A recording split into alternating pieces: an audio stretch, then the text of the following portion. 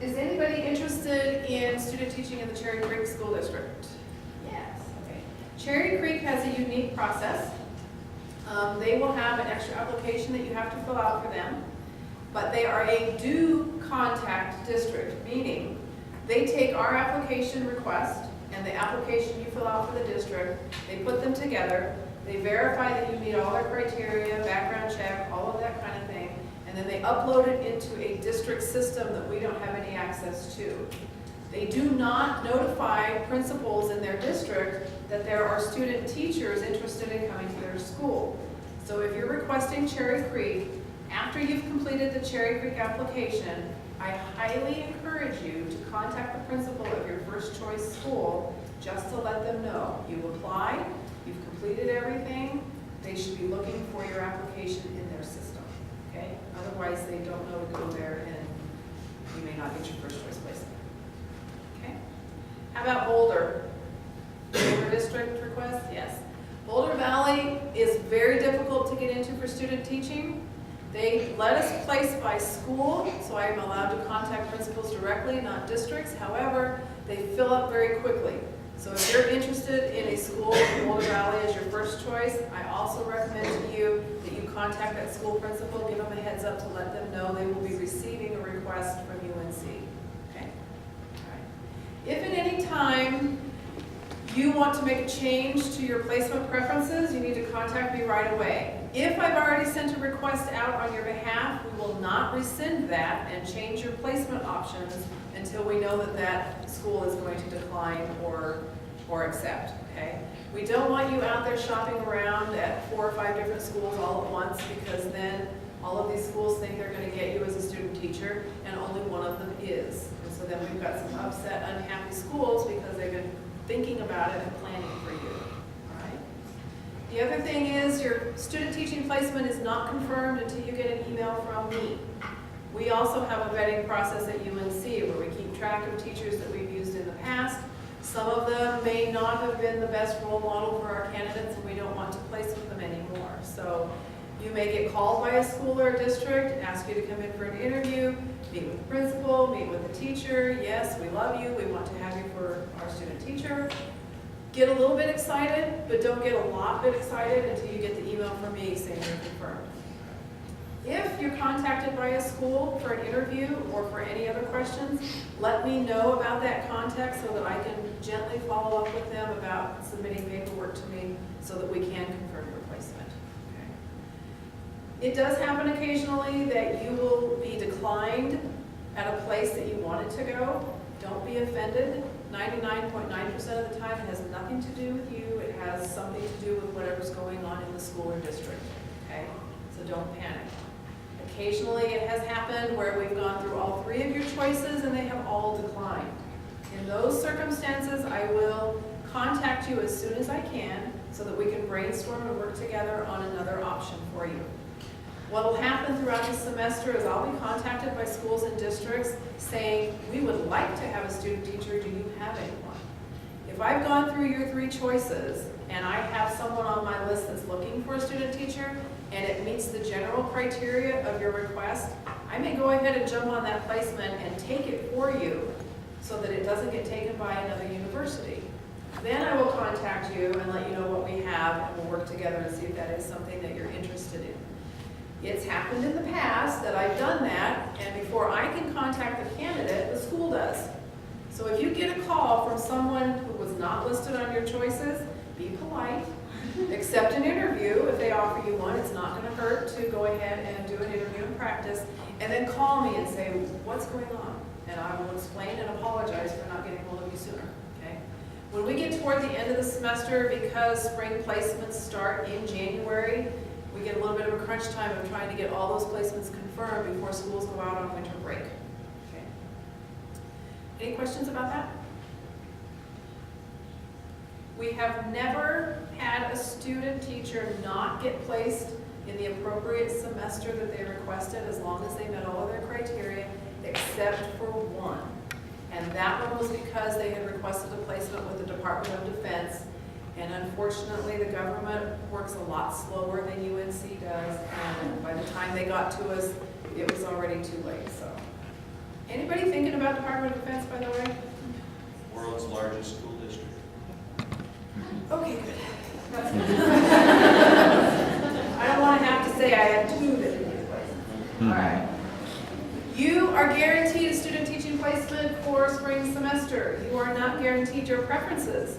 If you get a confirmed student teaching placement and you choose to decline it, that is your right.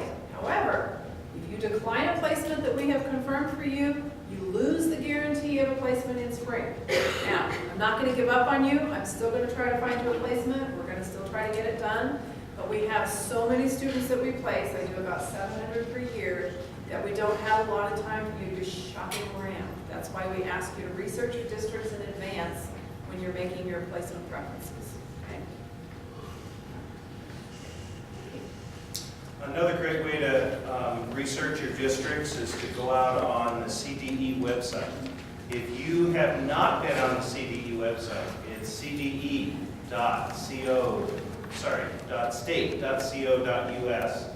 And they have a fantastic system called School View, and all the demographics and their performance data and their school improvement plans are all out there. So if you want to know what's going on in a school, and you're like a quantitative person like me, go out there and look at it. Be aware before you go in for that interview of what their challenges are. They're available for you to see. A couple other things for you to pay attention to. One is, you've been through background checks at placements that you've been to.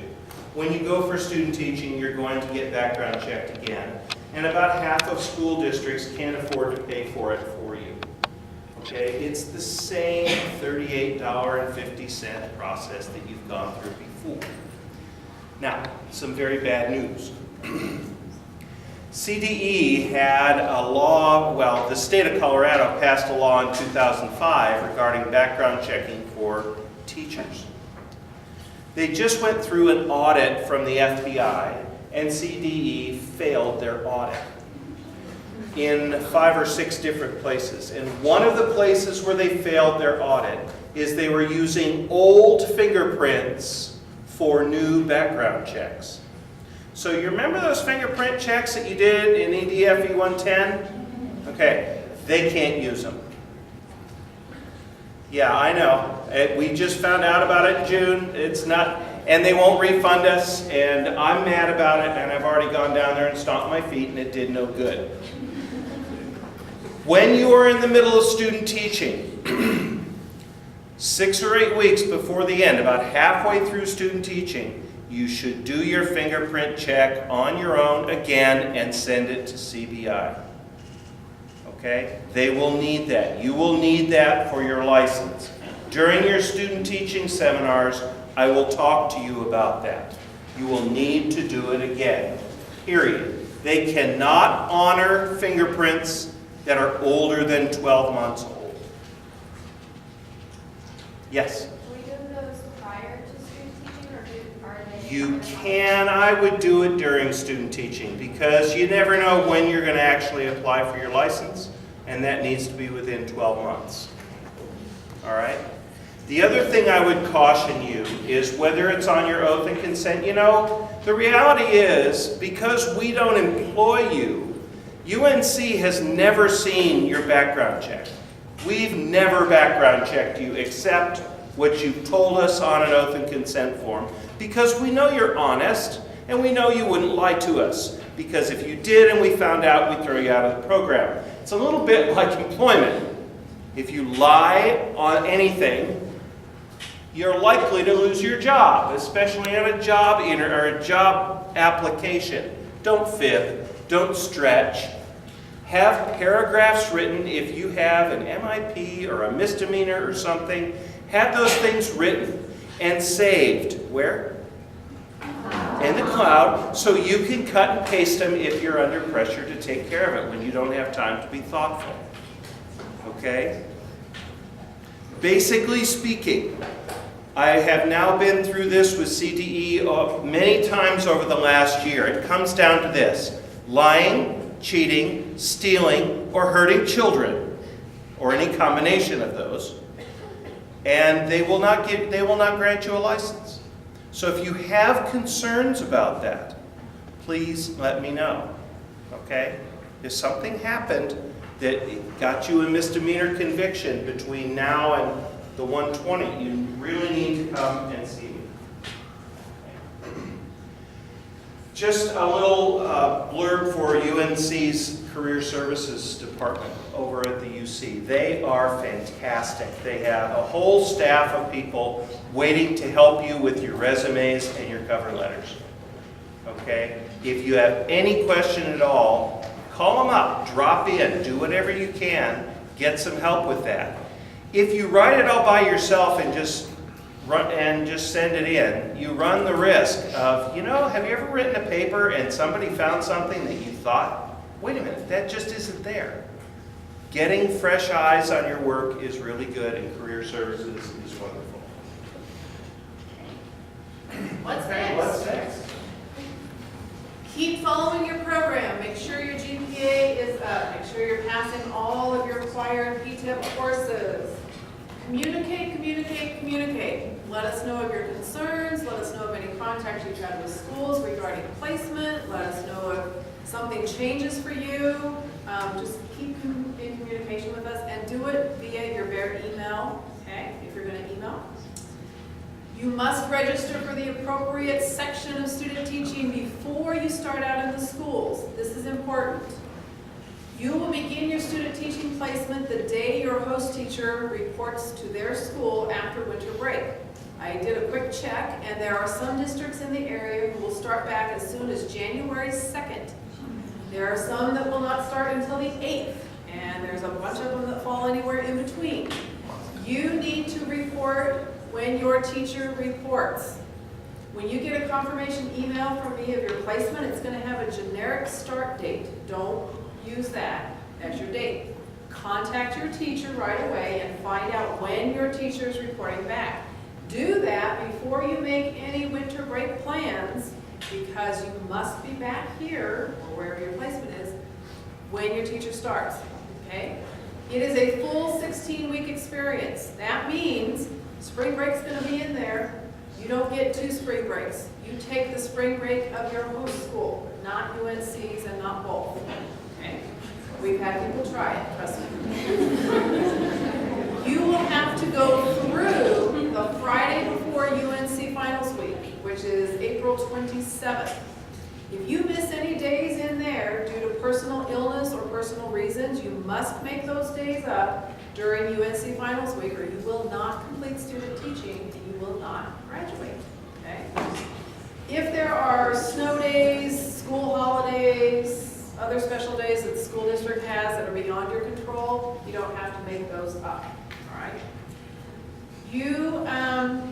There are some of you that might start really, really early, and you're going to get out the calendar and you're going to count, and you're going to get 16 weeks and think you can stop before April 27th.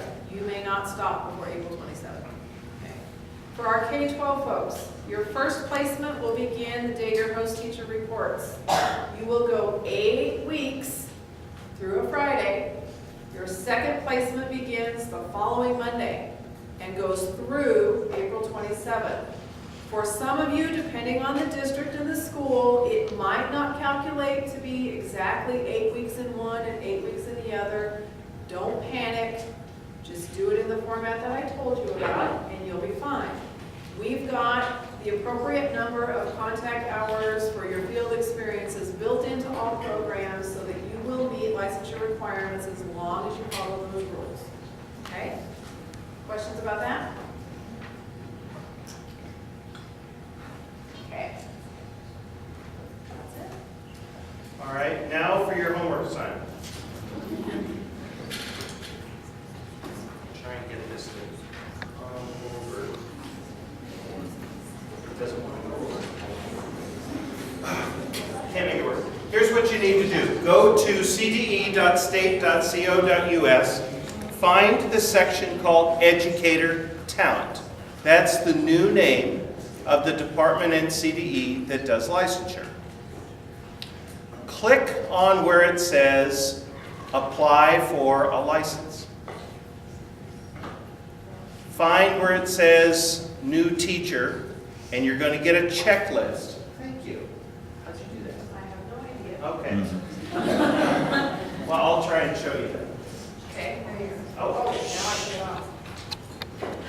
With one bad arm, somewhere in here where it says educator licensing, go apply for or renew a license. Go down here to where it says teacher or first-time license. And you will see way down here at the bottom, register and apply. You want to go ahead and register. Get your e-licensing account started. Okay, that way, when your CBI fingerprint thing is done in student teaching, it will automatically pop in there and you'll know that everything's good. So go ahead and get your e-licensing account started.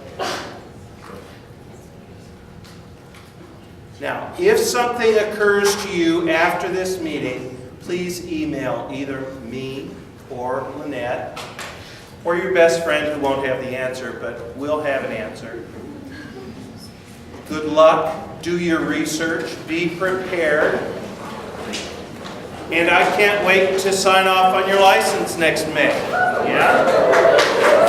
Questions before we go? Yes?